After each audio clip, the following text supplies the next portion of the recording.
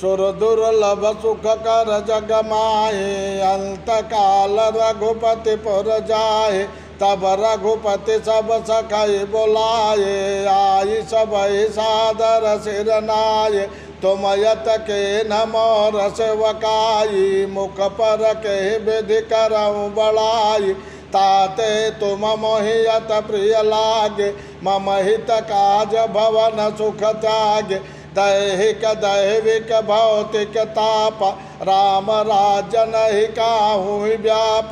सब नर करई परस पर प्रीति, चलई सो धर्म नीति सुत नीति।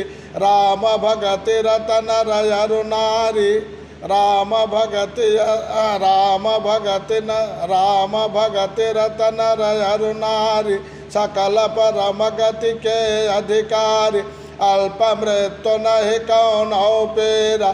सब सुंदर सब बेरुज शरीरा, नहीं दरिद्र को दुखे न देना।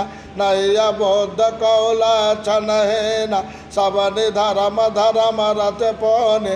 नर यरु नारी चतुर सब गौने, सब गुणज्ञ सब पंडित ज्ञानी।